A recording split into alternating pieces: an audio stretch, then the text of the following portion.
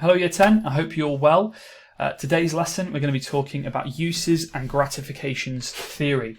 We've talked about it before. It is one of the really important theories that we talk about in media because you can apply it to all the different types of media. It's not just about video games, it's about anything. Radio, movies, TV shows, magazines, newspapers. You can apply uses and gratifications to all of them, and you may be asked to do so. So make sure you're making notes here, paying attention, and really understanding what this theory is all about.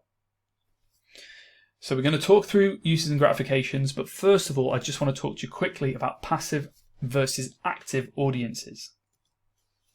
So an active audience engages, interprets, and responds to a media text in different ways and is capable of challenging the ideas encoded in it. A passive audience is more likely to accept the messages encoded in a media text without challenge and are therefore more likely to be directly affected by its messages.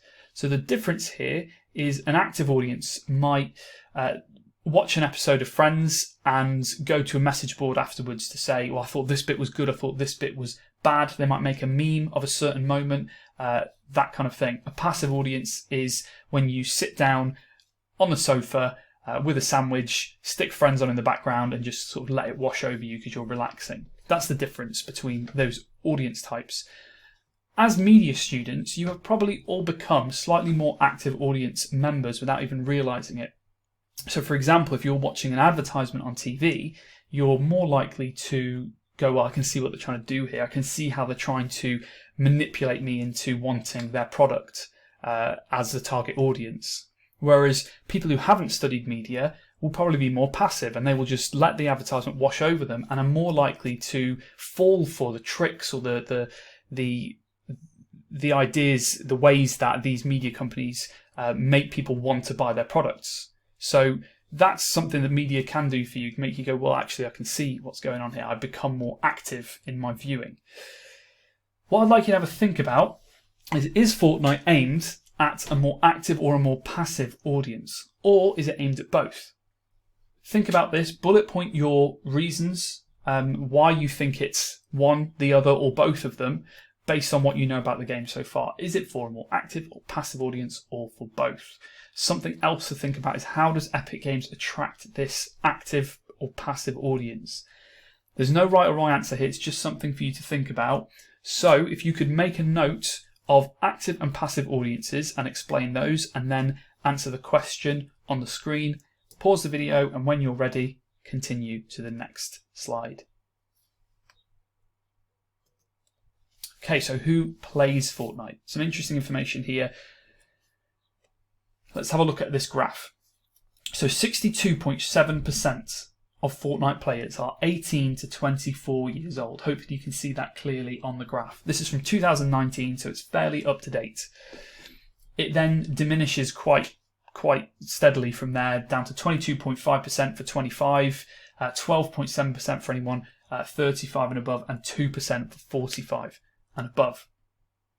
So majority of players are younger. And you'll also see at the bottom of this graph here, it says gender distribution, 72.4%, so just under 3/4 are male. So the majority of Fortnite players are young males. What is missing here is a significant portion of players, because 28% of total gamers in the US are under 18. So we are talking about America, but you could imagine it's probably similar in the UK, but 28% of people who play games are under 18 and therefore they are not included in this this graph that we can see. So actually nearly 1/4 of all gamers aren't included. And I know from my own experience, year 7, don't stop talking about Fortnite non-stop. So there's clearly a lot of younger people who play Fortnite as well. I do wonder if any of these statistics surprise you, if you thought it was any different. For me, this is pretty much what I expected, but I wonder if this falls in line with what you thought as well. But at least now we know who the target audience is. Fortnite is well aware that its audience is younger males for the most part. Okay, a short video for you to watch now. So you can search for why do we watch TV, uses and gratification theory explained. It's it's quite brief. It's a general overview, but it's really, really well produced. I would definitely go and watch it. Pause the video now and watch this video. And when you're ready to continue, we will talk through the uses and gratifications in a little bit more detail. Don't worry about taking notes during the video. You can if you want, but I'm going to give you some notes to take after you've watched it.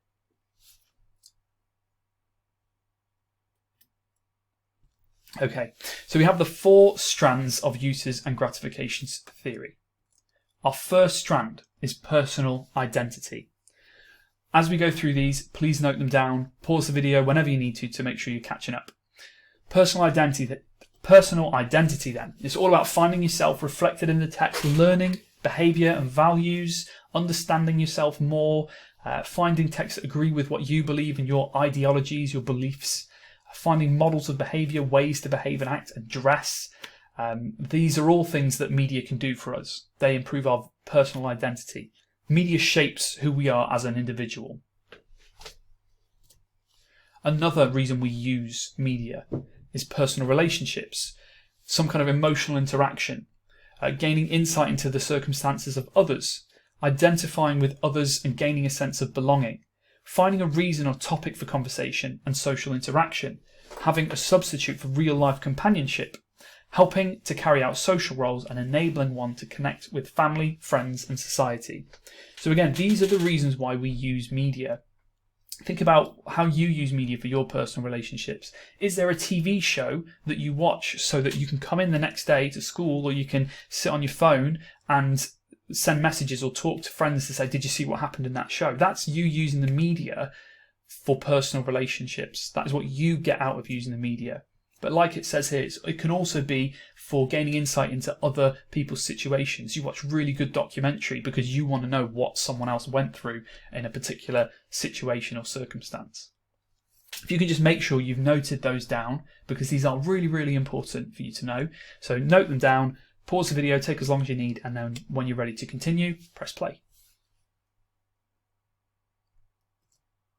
Okay, the other 2 uses and gratifications, entertainment and diversion.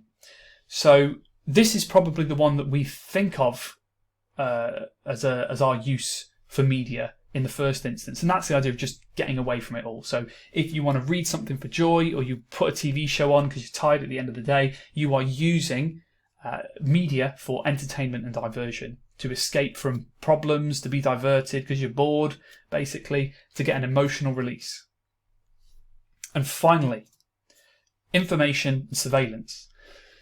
So this is finding out about relevant events and conditions in immediate surroundings, society and the world, seeking advice on practical matters or opinion and decision choices, satisfying curiosity and general interest, learning and self-education, gaining a sense of security through knowledge. So this could be you watch the news, you go to a gaming website to find out about new releases that are coming up, you look up a recipe online. This is you using the media to get information or for surveillance, to survey what's going on in the world around you.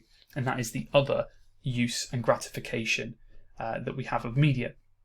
So those are your 4, the 4 strands that fall under the theory. You should know these. Pause the video, make sure you've noted these down, and when you're ready, press play and continue.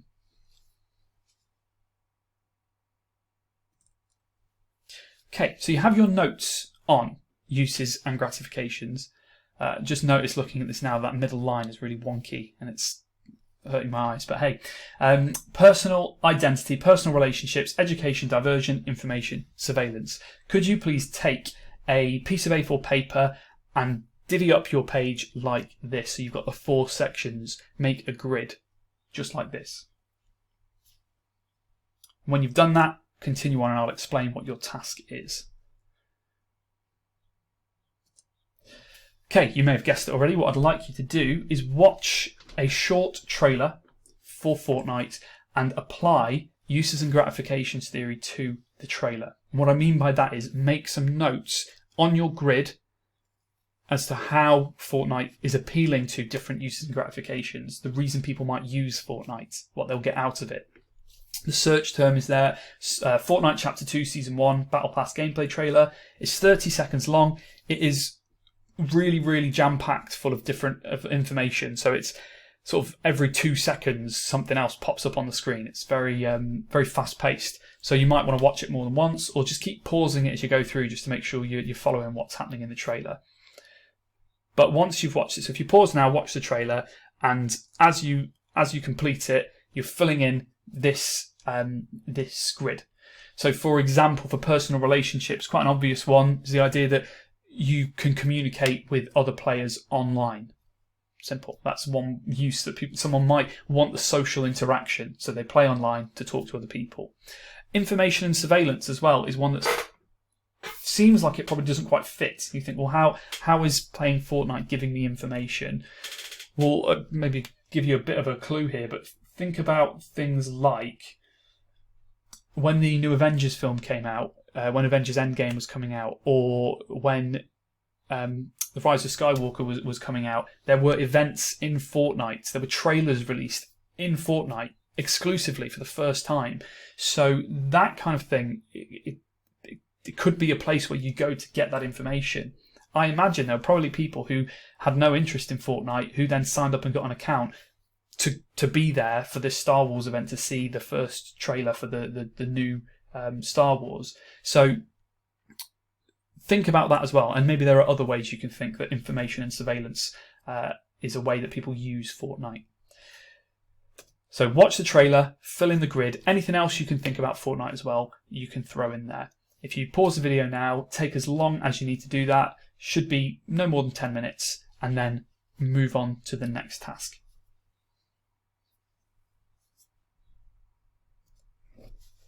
Okay, and finally, I would like you to create a uses and gratifications poster based around a media product of your choice.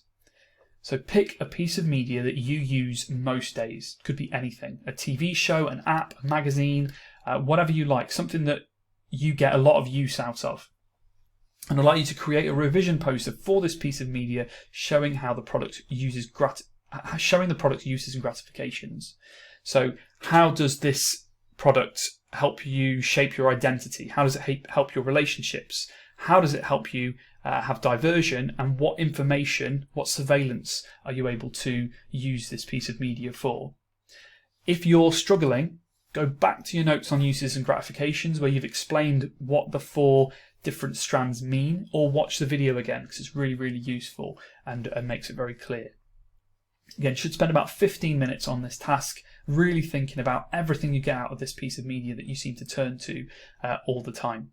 I'm going to finish on this activity, so before you go, I'll just make sure you've got the 5 facts, and then you can complete your uses and gratifications poster. So our 4 facts, for this lesson. For throw you back to the beginning, an active audience engages, interprets and responds to media text in different ways, whereas a passive audience is more likely to accept the messages encoded in the media text without any challenge. The majority of Fortnite players are young males, aged 18 to 24 years old. And we had a recap of the uses and gratifications theory, which relates to why people use the media, what people are using the media for. And that is personal identity, personal relationships, entertainment/diversion, information/surveillance. Again, it's really, really important that you understand the uses and gratifications theory. Any problems, anything you're not sure of, or if you want more information on uses and gratifications, obviously send me an email or get in touch on the chat, which I believe I'll be on there on Wednesdays and Thursdays when that is all set up and running. Okay, I will leave the screen on this so you can pause it if you want here, so you've got the task up in front of you. But thank you very much, and we'll be moving on to industry next lesson.